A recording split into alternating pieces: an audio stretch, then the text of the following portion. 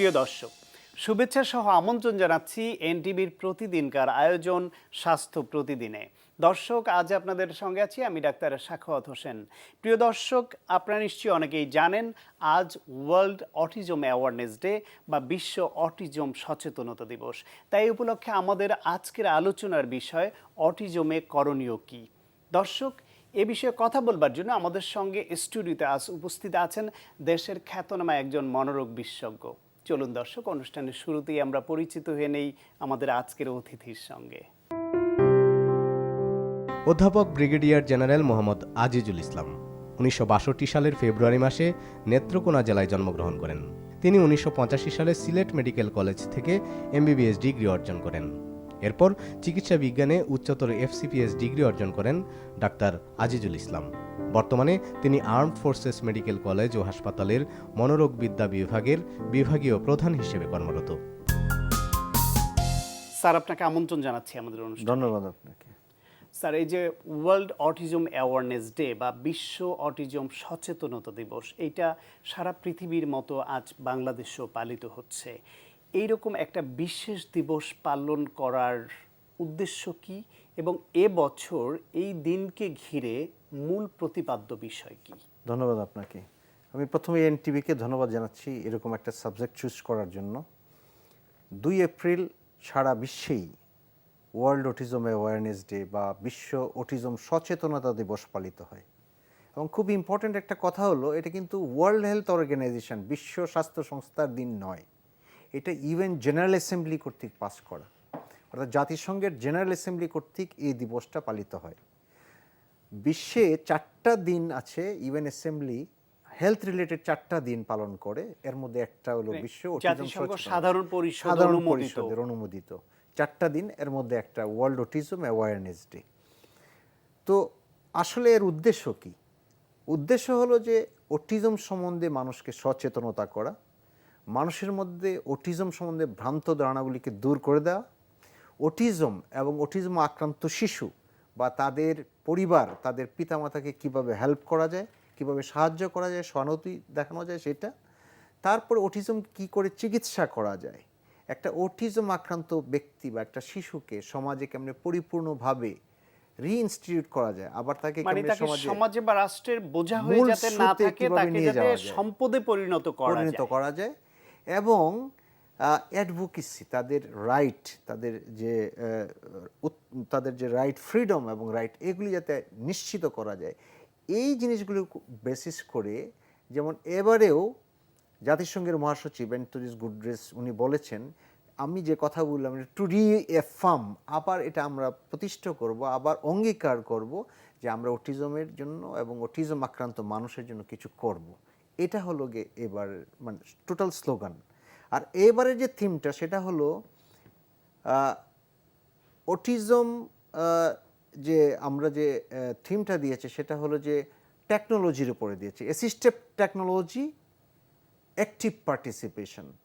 অর্থাৎ বাংলা করা হয়েছে এরকমভাবে যে সহায়ক প্রযুক্তির ব্যবহার অটিজম বৈশিষ্ট্য সম্পন্নদের অধিকার, মানে এটা পাওয়ার অধিকার আছে তাদের। এটা কোনো মানে তাদের দেওয়া এমনি খুব সাধারণ বিষয় নয়, তাদের এটা প্রাপ্যতা, একটা অধিকার। এবং যেহেতু আমরা জানি যে সারা পৃথিবী প্রযুক্তিতে অনেক এগিয়ে গিয়েছে, আমাদের অটিজম আক্রান্ত যারা আছে, বাচ্চারা, শিশুরা বা কিশোররা, তারা হয়তো অনেক দিকে পিছিয়ে আছে। সেই সহায়ক প্রযুক্তি দিয়ে তাদেরকে কিভাবে সাহায্য করা যাবে, সেই সহায়ক প্রযুক্তি দিয়ে তাদেরকে কেমনি মেইন স্ট্রিম, মূল স্রোতোদয়ে ফিরিয়ে আনা যাবে, সেই সহায়ক প্রযুক্তি দিয়ে তাদেরকে কি করে শিক্ষা দেওয়া যাবে, এমপ্লয়মেন্টে নিয়ে যাওয়া যাবে, এই উদ্দেশ্যগুলি আজকের আসলে প্রতিবদ্ধের মূল উদ্দেশ্য। তো এখন যদি একটু জানতে চাই যে একটি শিশু জন্ম নেয়, যখন জন্ম নেওয়ার সময় তাদের মধ্যে কেউ কেউ অটিজমে আক্রান্ত হচ্ছে। অটিজম কি কোনো জন্মগত রোগ না অ্যাকোয়ার্ড, মানে জন্মের পরে হচ্ছে? এবং একটি শিশু অটিজমে আক্রান্ত হয় কেন? ধন্যবাদ আপনাকে। খুব কঠিন একটি প্রশ্ন। অটিজমে কেন আক্রান্ত হয়, এক কথায় এটা কোনো উত্তর দেওয়া সম্ভব নয়। অটিজম আক্রান্তের জন্য যদি আমরা ইটিওলজি বা কজ আমরা যদি ধরি, প্রথম কজটাই হলো জেনেটিক, ধারণা করা হয়। সবগুলি কিন্তু ধারণা করা হয়, কোনোটা কনক্রিট কোনো কিছু না যে এটাই এই, তা না। ধারণা করা হয় যে মাল্টিপল ক্রোমোজোম, অনেকগুলি ক্রোমোজোমের মধ্যে কোনো ডিফেক্ট থাকতে পারে। অ্যাটলিস্ট 5টা ক্রোমোজোমকে আইডেন্টিফাই করা হয়েছে যে অটিজমের কারণ হিসাবে। বলা হয় যে এই ক্রোমোজোমগুলির মধ্যে কোনো মিউটেশন, কোনো চেঞ্জ হওয়ার ফলে এই অটিজমটা হয়। এটা হলো একটা কনসিডারেশন। বলা হয় যে গর্ভাবস্থায় বা গর্ভের পরে, বাচ্চা জন্ম নেওয়ার পরে অথবা জন্ম নেওয়ার অব্যবহতি পরে যদি তার কোনো ট্রমা হয়, কোনো অক্সিজেন শূন্যতা, অক্সিজেন স্বল্পতা দেখা দেয়, তাহলেও কিন্তু এটা হতে পারে। বলা হয় ডেভেলপমেন্ট, আস্তে আস্তে যখন ডেভেলপ করছে মানুষ, গ্রোথ হচ্ছে, তখন যদি ব্রেনের সেন্সরি পাথওয়েগুলি বা ব্রেনের যে পাথওয়েগুলি আছে, ইনফরমেশন যেগুলি পাস হয়, সেই পাস হয়ে যেগুলি সিনেপস কানেকশন আছে নার্ভের, সেই কানেকশনে যদি কোনো ব্যত্যয় ঘটে, বৈকল্য ঘটে, তাহলে অটিজম হতে পারে। তো মূলত একটা কমপ্লেক্স সিচুয়েশন, একটা শুধু একটা কারণ দিয়ে আসলে কেন অটিজম হয় এটা কিন্তু জবাব দেওয়া সম্ভব না। মাল্টিফ্যাক্টোরিয়াল। স্যার, একটা শিশু তার জন্মের পর যে স্টেপ বাই স্টেপ তার যে শারীরিক এবং মানসিক বৃদ্ধি, সেই বৃদ্ধির কোন পর্যায়ে গিয়ে শিশুর মধ্যে বিহেভিয়ারাল চেঞ্জ কোন পর্যায়ে দেখলে আমাদের সন্দেহ হতে পারে যে আমার শিশুটা বা আমার সন্তানটি অটিজমে আক্রান্ত কি না, এবং তখন তাদের করণীয় কি? খুব খুব সুন্দর প্রশ্ন করেছেন, খুব প্রাসঙ্গিক প্রশ্ন। আমরা যখন একটা শিশু আছে, শিশু যখন কনসাল্ট করতে আসে অটিজম বা এই সমস্ত ব্যাপারে, তখন আমরা অন্তত তার বেশ কিছু ডেভেলপমেন্টের দিক দেখি। তার মোটর ডেভেলপমেন্ট, শারীরিক, সেন্সরি ডেভেলপমেন্ট, অনুভূতিগুলি, তার কগনিশন, চিন্তা শক্তির মধ্যে বিকাশ কীরকম হলো, তার স্পিচ অ্যান্ড কমিউনিকেশন, কথা বলা এবং কমিউনিকেশন, অন্যের সাথে যোগাযোগ স্থাপন, এই 4টা আসপেক্ট কিন্তু দেখা হয়। তো ধরা হয় যে এই অটিজমটা সাধারণত 3 বছরের আগেই শিশুর মধ্যে দেখা যায়। 3 বছরের আগেই সেই জন্য অটিজম দেখা যায়। বাট বলা হয় যদি আমি আগে ডায়াগনোসিস করতে পারি, আগে রিকগনাইজ করতে পারি যে আমার বাচ্চার অটিজম 2 বছর বা তারও আগে, তাহলে আমরা যে তাকে শুদ্ধ করার বা তাকে ট্রিটমেন্ট দেওয়ার, ম্যানেজমেন্ট করার পদ্ধতিগুলি খুব কার্যকরী ভূমিকা পালন করে। খুব ইম্পর্ট্যান্ট একটা ইস্যু হলো, 2 বছরে যদি আপনার বাচ্চা কথা বলতে না শিখে, 2 বছরে যদি আপনার বাচ্চা চোখে চোখ না রাখে, 2 বছরে আপনার বাচ্চা যদি ডাকলে কাছে চলে না আসে, 2 বছরে আপনার বাচ্চার যদি অনুভূতিগুলি প্রবল না হয়, তাহলে কিন্তু আপনার একটা স্কোপ থেকেই যাচ্ছে বা একটা চোখ থেকেই যাচ্ছে যে আমার বাচ্চার কি আসলে কোনো সমস্যা হচ্ছে কিনা। পরবর্তীতে এই বাচ্চাটির আরো কি কি ধরনের ক্যারেক্টারিস্টিক বা চারিত্রিক গুণাবলী বা বৈশিষ্ট্য ডেভেলপ করতে পারে, কি ধরা পড়বে, এবং সে তখন এটাকে চিকিৎসা করা কতখানি কঠিন হয়ে পড়ে? ধন্যবাদ আপনাকে।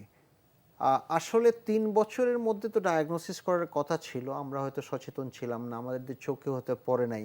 অনেকে হয়তো বলেছে না না না অনেক দেরিতে কথা বলে বাচ্চা, অমুকের বাচ্চা তো অনেক দেরিতে কথা বলেছে, এরকম কিছু আছে যেখানে স্পিচ ডিফিকাল্টি বা স্পিচ ডিলে হয়। কিন্তু অটিজম কিন্তু অনেকগুলি অ্যাসপেক্ট একসাথে হচ্ছে।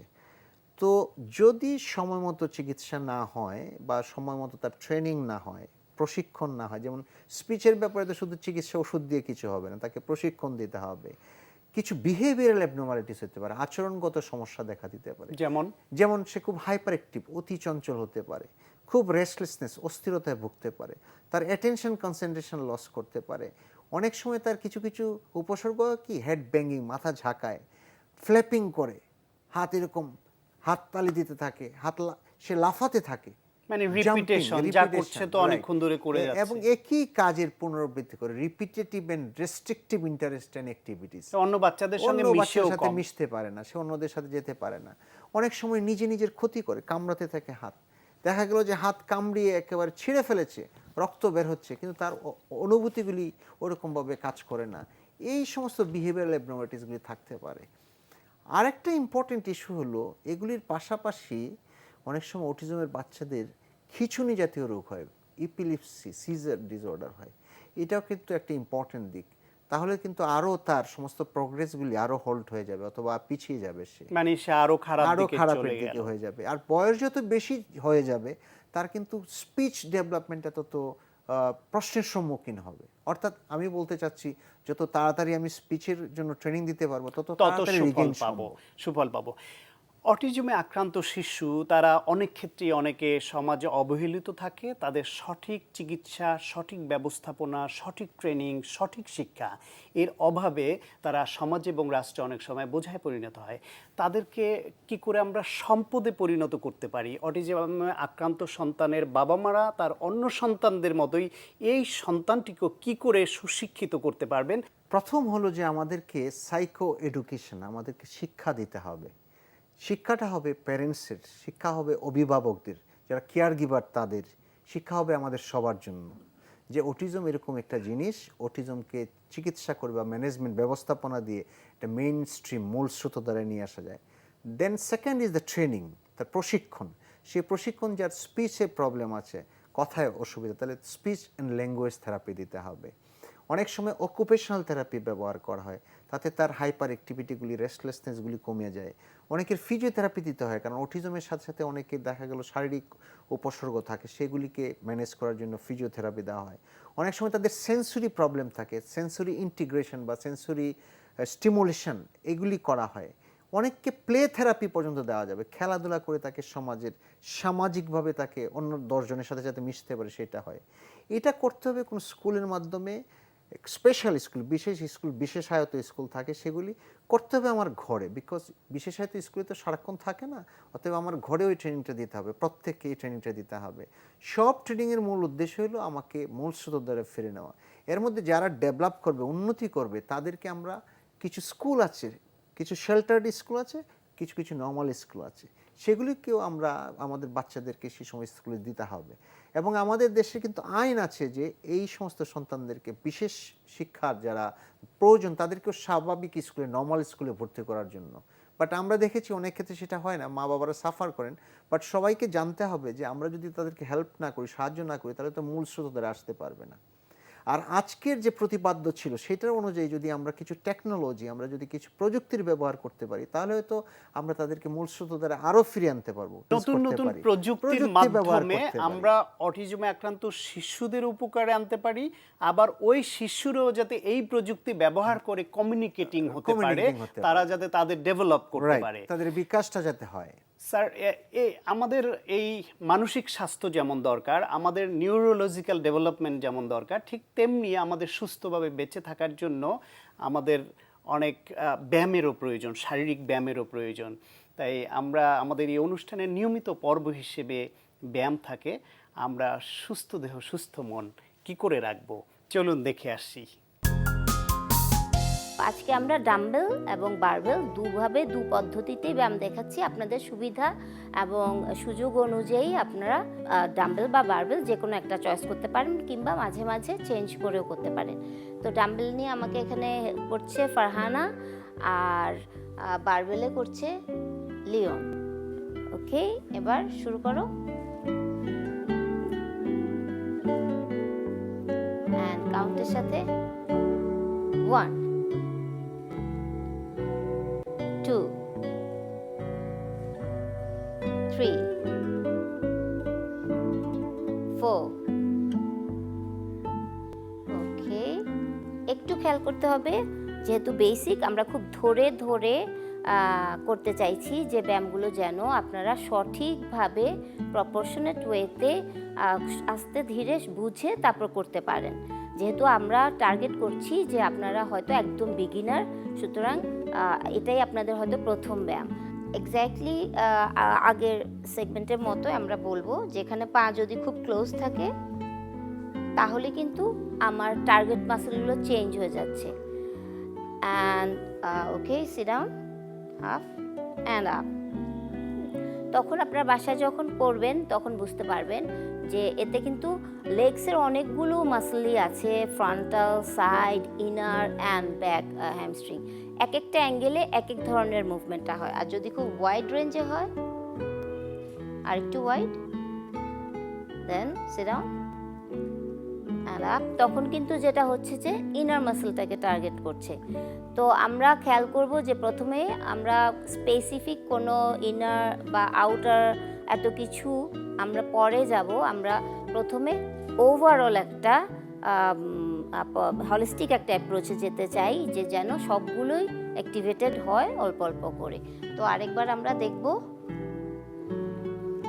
খেয়াল করতে হবে তার ভেতর যে মেরুদণ্ড সোজা থাকে যেন। যখন ডাম্বেল নিয়েও করছেন, একবার ফারহানা একবার করেন অ্যান্ড আপ।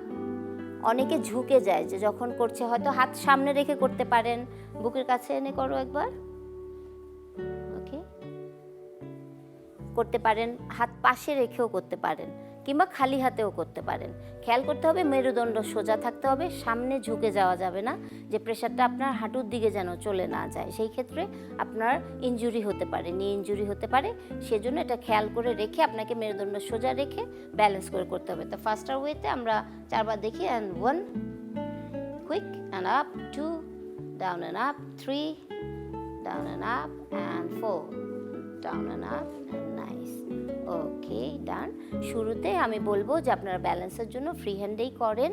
যদি 3 দিন 4 দিন করার পর যখন আপনারা বুঝে যাবেন যে শরীর আপনার স্ট্রাকচারটা ঠিক আছে, আয়নার সামনে করতে পারেন, যে মেরুদণ্ড সোজা আছে, হাঁটুর দিকে প্রেশার যাচ্ছে না, তারপর আপনারা আপনাদের চয়েস অনুযায়ী যে কোনো ওয়েট এবং সেটা যে মাপের হোক না কেন তা নিতে পারেন। রিপিটেশন আমি বলবো 10 থেকে 12, 15, এটা চয়েস আপনার শরীরের গঠন এবং সহনশীলতা বা সক্ষমতা অনুযায়ী আপনি শুরু করেন। তারপর আস্তে আস্তে আপনি নিজেই বুঝতে পারবেন যে কতটুকু করে বাড়ায় নিতে হবে। স্যার, আমরা তো ব্যায়াম দেখলাম যে আমাদের যে শরীর এবং মনের প্রশান্তির জন্য, সুস্থতার জন্য ব্যায়াম কতখানি গুরুত্বপূর্ণ ভূমিকা পালন করে। খুব সুন্দর কথা বলেছেন। অ্যারোবিক এক্সারসাইজ বা ব্যায়াম, সুস্থ দেহ সুস্থ মন, আমরা জানি সাউন্ড হেলথ সাউন্ড মাইন্ড। সুতরাং আপনাকে যদি সুন্দর করে ব্যায়াম করতে পারেন, তাহলে কিন্তু আপনার সমস্ত, আমাদের যদি সাইকিয়াট্রির ভাষায় বলি, মানসিক রোগের ভাষায়, আপনার অ্যাংজাইটিগুলি, আপনার উদ্বিগ্নতাগুলি, আপনার স্ট্রেসগুলি, মানসিক চাপগুলি কিন্তু কমে যেতে পারে। এবং এক্ষেত্রে তো স্যার যারা অটিজমে আক্রান্ত, এদের জন্য তো যেরকম শিক্ষা বা অন্যান্য বিষয়ে এদের যেরকম একটা স্পেস থাকা দরকার, ঠিক এদের ব্যায়ামের জন্য তো সামগ্রিক ব্যবস্থাপনা থাকা দরকার। শিশুদের যেগুলি স্পেশাল স্কুল আছে, তাদের তো স্পেশাল ক্লাসও আছে ব্যায়ামের জন্য। প্লে থেরাপি আছে, থেরাপি হিসেবে প্লেটাকে ইউজ করা হয়। আপনি আপনার সন্তানের সাথেও, যে অটিজম আক্রান্ত শিশুর সাথেও আপনি খেলতে হবে, ইন্টারেক্ট করতে হবে। এবং আমি বলি যে সেই খেলাটা হবে ইন্টারেক্টিভ প্লে, নট দ্যাট তাকে একা একা খেলতে দিলেন, তাহলে তো কোনো লাভ হবে না। ইন্টারেক্টিভ প্লে, এবং সেই খেলার সাথে কথা বলতে খেলতে হবে। খেলতে শিখবে, রাইট, অনেক খেলতে কিছু। খেলতে শিখবে। এই জন্য তো এখন যে প্রযুক্তিগুলি, সেগুলো কিন্তু খেলার মাধ্যমে ব্যবহার করা যেতে পারে, যে সমস্ত প্রযুক্তি আবিষ্কার হচ্ছে। সেটাকে আমরা খেলার সঙ্গে সম্পৃক্ত করে সম্পৃক্ত দিতে করে পারি, ব্যবহার প্রযুক্তি, করতে পারি। যেটা এই বছরের মূল প্রতিপাদ্য। মূল প্রতিপাদ্য। স্যার, আরেকটি বিষয় হচ্ছে খাবার দাবার। বিভিন্ন ধরনের শিশুদের, কমনলি শিশুদের পুষ্টি নিশ্চিত করবার জন্য একটা খাবার তো দিতেই হয়। তার বাইরে অটিজমে আক্রান্ত শিশুদের জন্য খাবার দাবারের বিশেষ কোনো বাছবিচার আছে কি, বা বিশেষ কোনো চয়েস? ধন্যবাদ আপনাকে। এটা কিন্তু আমাদের যখন মা বা বাবারা আসেন আমাদের কাছে, ইনভেরিয়েবলি এই প্রশ্ন করেন, এবং অনেক রকমভাবে এর উত্তর দেয়। বাট সঠিক যে জিনিসটা হলো যে অটিজম বাচ্চাদের গ্লুটিন এবং কেসিন ফ্রি খাবার দিলে এটা তাদের জন্য উপকারী। এবং গ্লুটিন হলো যে সমস্ত খাবারে জব, ময়দা, আটা আছে সেগুলি, আর কেসিন হলো দুধ। তো জব, আটা, ময়দা যে সমস্ত খাবার আছে সেই খাবারগুলো অ্যাভয়েড করতে হবে, এবং দুধ জাতীয় যে সমস্ত খাবার সেগুলো অ্যাভয়েড করতে হবে। সামগ্রিকভাবে অটিজম আক্রান্ত শিশুদের খাবার দাবার কেমন হওয়া উচিত, বা অন্য শিশুদের মতোই তাদের ডেভেলপমেন্টের জন্য কি দরকার, নিশ্চয়ই সে বিষয়ে আর ভালো বলতে পারবেন একজন পুষ্টিবিদ। আমরা একজন পুষ্টিবিদের কাছ থেকেই জেনে নেই শিশুদের খাবার দাবার সম্পর্কে। অটিজম একটি মানসিক বিকাশজনিত সমস্যা। স্নায়ুতন্ত্রের অস্বাভাবিকতা ও পরিবর্তনের জন্য এটি হয়ে থাকে। অটিজম হলে শিশুরা ঠিকমতো আই কন্ট্যাক্ট করতে পারে না। দেখা যায় যে বাবা মার সাথে কথা বলছে, অথচ তারা চোখের দিকে তাকিয়ে কথা বলতে পারছে না। অনেকের হয়তো কথা বলতে দেরি হয়, অনেকে হয়তো কথা বলতে পারে কিন্তু ঠিকমতো সেটা এক্সপ্রেস করতে পারে না। আবার দেখা যায় যে অনেকে একরোখা হয়ে থাকে এবং জেদি হয়ে থাকে। বিভিন্ন রকম লক্ষণ এদের মাঝে প্রকাশ পায়। এবং অটিজমে খাবার কিন্তু একটি গুরুত্বপূর্ণ ভূমিকা পালন করে। অটিজমে আক্রান্ত হলে দেখা যায় যে তাদের পরিপাকের সমস্যা হয়, তাদের ঠিকমতো হজম হয় না এবং অ্যালার্জিজনিত বিভিন্ন রকম সমস্যা দেখা দেয় এবং আমিষ জাতীয় খাবার কিন্তু ঠিকমতো পরিপাক হয় না। যেমন অ্যামাইনো অ্যাসিডের যে শেষ ধাপ, সেটাতে কিন্তু আমিষ খাবারটা অটিজমের অনেক শিশুর ক্ষেত্রে আমিষের শেষ পর্যায়ে যেতে পারে না, সেটা অ্যামাইনো অ্যাসিডে পরিণত না হয়ে পেপটাইড পর্যন্ত থাকে। তখন দেখা যায় যে তাদের কেজিন জাতীয় খাবার বা গ্লুটেন জাতীয় খাবার কিন্তু তারা হজম করতে পারে না এবং বিভিন্ন রকম রক্তের পরীক্ষার মাধ্যমে, যেমন তাদের যদি অ্যালার্জি হয়ে থাকে বা অ্যালার্জিজনিত কোনো সমস্যা থাকে, সেটা নির্ধারণ করে কিন্তু তখন খাদ্য তালিকাটা তৈরি করতে হয়। এবং কেজিন যেসব খাবারে আছে, যেমন দুধ, এই খাবারগুলি কিন্তু তখন বাদ দিতে হয় এবং দেখা যায় যে মাছ, মাংস, এই খাবারগুলি কিন্তু তাদের সেইভাবে হিসেব করে দিতে হয়। আর অটিজমে আক্রান্তদের মাঝে কার্বোহাইড্রেট জাতীয় খাবারও কম দিতে হয়, কেননা দেখা যায় যে অধিক চিনি গ্রহণের ফলে তারা কিন্তু বেশি মেজাজি হয়ে থাকে বা দেখা যায় যে বেশি অস্থিরতা তারা দেখায়। কাজেই অটিজম আক্রান্তদের ক্ষেত্রে কার্বোহাইড্রেট জাতীয় খাবারও কিন্তু কম দিতে হবে এবং গ্লুটেন জাতীয় খাবার অনেক ক্ষেত্রে পরিহার করতে হয়। গ্লুটেন রয়েছে গমে, যেমন গমের তৈরি রুটি দেওয়া যাবে না, সেই ক্ষেত্রে কিন্তু আমরা চালের তৈরি আটার রুটি আমরা দিতে পারি। চালের তৈরি যেমন মুড়ি, খই, এই খাবারগুলিও কিন্তু অটিজমে আক্রান্ত শিশুদের আমরা দিতে পারি।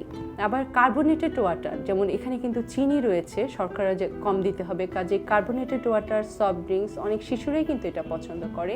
এই কার্বোনেটেড ওয়াটার গ্রহণ থেকে কিন্তু বিরত থাকতে হবে, বিশেষ করে সফট ড্রিঙ্কস খাওয়া থেকে শিশুদের বিরত রাখতে হবে এবং মিষ্টি জাতীয় খাবারও কিন্তু সেই ক্ষেত্রে পরিহার করতে হবে। এবং তাদের চালের আটার তৈরি খাবার, ভুট্টার তৈরি খাবারও কিন্তু অটিজমে আক্রান্ত শিশুদের দেওয়া যেতে পারে। স্যার, আমরা পুষ্টিবিদের মতামত জানলাম, এ বিষয়ে যদি আপনি কিছু যোগ করতে চান। না, মূলত খাবার তো আমাদের সুষম খাবার হতে হবে, ব্যালেন্স ডায়েট হতে হবে, এতে কোনো সন্দেহ নেই। সমস্ত শিশুদের, বয়স্কদের ব্যালেন্স ডায়েট হতে হবে। ডায়েট কিন্তু খাবার আমাদের মস্তিষ্কের জন্য দরকার, আমাদের চলার জন্য দরকার, গ্রোথ অ্যান্ড ডেভেলপমেন্টের জন্য দরকার, রিপেয়ারের জন্য দরকার, এতে কোনো সন্দেহ নেই। আমি যেটা বলেছি স্পেসিফিক্যালি গ্লুটিন এবং কেসিন ফ্রি খাবার অটিজম বাচ্চাদের দেবেন না, এদের ফ্রি খাবার দিতে হবে, গ্লুটিন অ্যান্ড কেসিন ফ্রি। তাহলে যদি আপনার বাচ্চার জন্য উপকার হাইপার আসবে। অ্যাক্টিভিটি, রেস্টলেসনেস, অ্যাটেনশন কনসেন্ট্রেশনটা এটা ইমপ্রুভ করবে। হাইপার অ্যাক্টিভিটি কমে যাবে, রেস্টলেসনেস কমে যাবে। স্যার, আপনাকে অনেক ধন্যবাদ। অটিজম সম্পর্কে এবং অটিজমে আক্রান্ত শিশুদের কিভাবে আমরা মেইন স্ট্রিমে ফিরিয়ে আনতে পারি সে বিষয়ে অনেক পরামর্শ দেন। ধন্যবাদ আপনাকে, এনটিভি এবং দর্শকদেরকে। দর্শক, চলুন আমরা দেখে নেই আপনার প্রিয় অনুষ্ঠান স্বাস্থ্য প্রতিদিনের আগামী পর্বে কি থাকছে। গ্লোকোমা সপ্তাহের যে প্রতিপাদ্য বিষয় সেটা হচ্ছে green go and get your eye tested for glaucoma. এটার মানে হচ্ছে যে আপনার সামনে পথ খোলা, আপনি যান, গ্লোকোমার চোখ পরীক্ষা করে আসুন, দেখুন আপনার চোখটা গ্লোকোমা মুক্ত কিনা। প্রিয় দর্শক, আপনার প্রিয় অনুষ্ঠান স্বাস্থ্য প্রতিদিন দেখতে ভিজিট করুন www.ntbbd.com। এছাড়াও এনটিভির জনপ্রিয় সব অনুষ্ঠান ও খবরের আপডেট জানতে ভিজিট করুন আমাদের ইউটিউব ও ভেরিফাইড ফেসবুক পেজ। দর্শক, আজ এ পর্যন্তই। সবাই ভালো থাকুন, সুস্থ থাকুন এবং অবশ্যই থাকুন নিরাপদে। দেখা হবে আগামীকাল ঠিক একই সময়ে নতুন কোনো অতিথি।